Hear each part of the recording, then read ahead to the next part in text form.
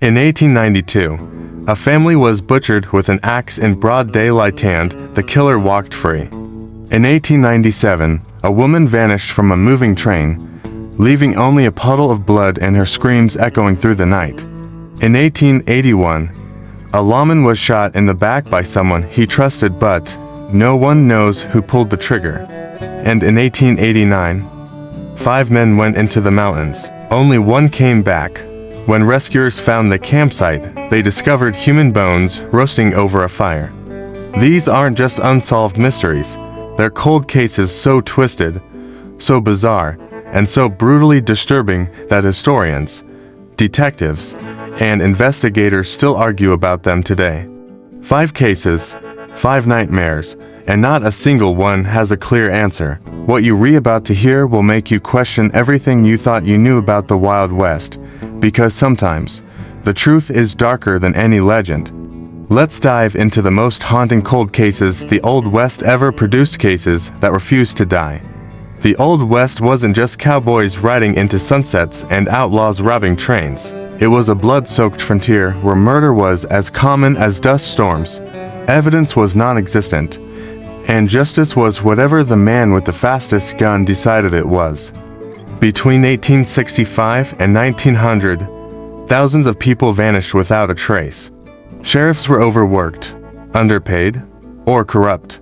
Witnesses disappeared before they could testify. Bodies were buried in shallow graves and forgotten, and without forensics, fingerprints, DNA, or even basic photography in most places, killers could ride out of town and become ghosts. These 5 cases come from different corners of the frontier, from the dusty plains of Kansas to the mining camps of Colorado, from booming railroad towns to isolated ranches where no one could hear you scream. When a prominent doctor vanished after staying there, authorities finally acted. They raided the property in April 1873. What they found was a nightmare. Inside the small cabin, there was a canvas curtain dividing the dining area from the family's living space. Beneath the table where guests ate, investigators found a trap door. It led to a cellar, a blood-soaked cellar, with a dirt floor stained black from years of murder. Outside, in the garden, they dug up 11 bodies. Skulls crushed with hammers, throats slit. Some victims were buried face down, still alive when the dirt hit them. The Benders had a system. Kate would lure travelers inside with her charm. They'd sit at the table, backs to the curtain, and someone, probably the father or brother, would smash their skull from behind. Then they'd rob the body, dump it in the cellar, and bury it at night. But here's the twisted part. By the time authorities arrived, the Benders were gone, vanished. Some say they fled to Mexico. Others claim a vigilante posse caught them, burned their bodies, and never reported it because they wanted to avoid a trial. In the 1890s, 2 women were arrested in Michigan and accused of being Kate and her mother, but they were released due to lack of evidence. In 1910, a woman on her deathbed in Texas confessed to being Kate Bender and said the family had escaped to South America. Was she telling the truth, or just chasing notoriety? No one knows. The case is still open, and to this day, investigators argue about whether the Benders died in 1873 or lived long, quiet lives under new names. Case 2. The Texas Lizzie. In 1894, in a small town outside San Antonio, a wealthy cattle rancher named Samuel Harrington and his wife were found hacked to death in their bedroom. The weapon, a meat cleaver from their own kitchen. The only other person in the house was their 28-year-old daughter, Clara. She claimed she'd been asleep and heard nothing, but neighbors didn't believe her. Clara had argued with her father the night before about an inheritance. She stood to inherit the entire ranch, and her nightgown, when investigators examined it, had tiny specks of blood near the sleeve. But here's the problem. There wasn't enough evidence to convict her. No murder weapon with her prints. No witnesses, no confession. The case went to trial in 1895, and after 3 days of deliberation, the jury acquitted her. Clara lived on the ranch for another 40 years, alone, surrounded by rumors and fear. Locals refused to speak to her, Children were warned to stay away from her property. Some say she was innocent, that a drifter her father had fired weeks earlier came back for revenge. Others say she got away with murder because her family had money and influence. In the 1980s, a historian found a diary entry from a ranch hand who claimed he saw a man running from the Harrington property the night of the murder, but he never came forward because the family threatened him. If that's true, Clara was innocent, but the ranch hand's story was never verified. And Clara took the truth to her grave in 1934. The case remains unsolved, and modern investigators still argue about whether justice was served or whether a killer died peacefully in her sleep. Case 3. The Phantom of the Rails. In February 1897, a wealthy widow named Margaret Ellsworth boarded a Union Pacific train in Denver, bound for San Francisco. She was traveling alone in a private sleeper compartment, one of the luxuries only the rich could afford. Witnesses said she seemed nervous, constantly looking over her shoulder, clutching her handbag like her life depended on it. Around midnight, somewhere in the Nevada desert, passengers in the next car heard a woman screaming. It lasted only a few seconds, then stopped. When the conductor rushed to Margaret's compartment and forced the door open, he found it empty. Her luggage was still there. Her coat was draped over the seat, but Margaret was gone. The only thing left behind was a pool of blood on the floor and the window, which had been forced open from the inside. Investigators searched the train. They interviewed every passenger. They stopped at every station along the route and checked the track. Nothing. Margaret Ellsworth had vanished into the night, leaving only blood and questions. Theories exploded. Some said she was murdered by a man she rejected, a spurned lover who followed her onto the train, killed her, and threw her body out the window into the desert where it would never be found.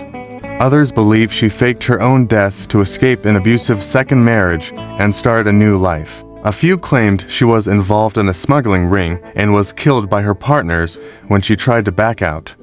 And one wild theory suggested she was kidnapped by a secret society that operated along the railroad lines, targeting wealthy women traveling alone. The railroad company hired private detectives. They searched hundreds of miles of desert. They found nothing, no body, no evidence, no witnesses who saw anything suspicious.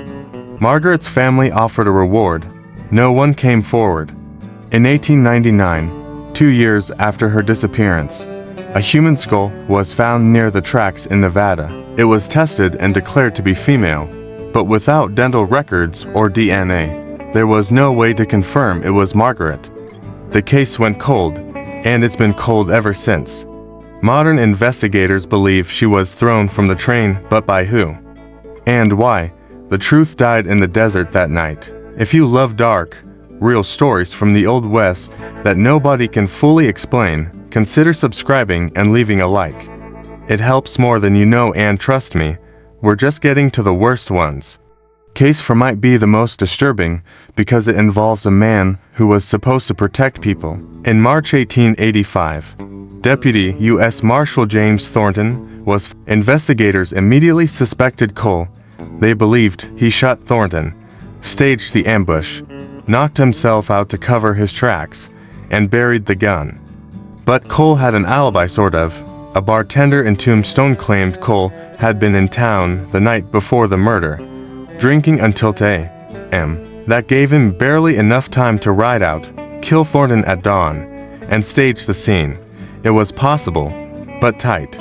Others pointed to a local gang called the Red Sash Boys, who hated federal marshals and had threatened Thornton weeks earlier. But every member of the gang was accounted for that morning. They were all in jail or had witnesses placing them elsewhere. Some believed Thornton's death was a suicide staged to look like murder so his family could collect his life insurance. Others whispered about a deeper conspiracy, that Thornton had discovered a smuggling operation run by corrupt lawmen and was killed to keep him quiet. The case went to trial. Cole was acquitted due to lack of evidence. He resigned from the Marshal Service and moved to California, where he died in 1900, to never speaking about that day again. Case 5 is the one that keeps people awake at night. In November 1889, 5 miners ventured into the San Juan Mountains of Colorado, searching for a silver vein, rumored to make men rich. Their names were Jacob Stern, William Cross, Thomas Ely, Samuel Pritchard, and Henry Dawson. They carried enough supplies for 2 weeks. On day 16, when they didn't return, a rescue party was sent. What they found at the campsite is still debated today. For bodies or what was left of them were scattered around a fire pit. Bones, flesh stripped clean, skulls cracked open. And sitting in the middle of the camp, covered in dried blood, rocking back and forth and mumbling incoherently, was Henry Dawson. When rescuers tried to speak to Dawson, he screamed. He clawed at his face. He kept repeating the same words over and over. The hunger ... the hunger took us ... It wasn't me. It was the hunger. Investigators found human remains in a pot over the fire.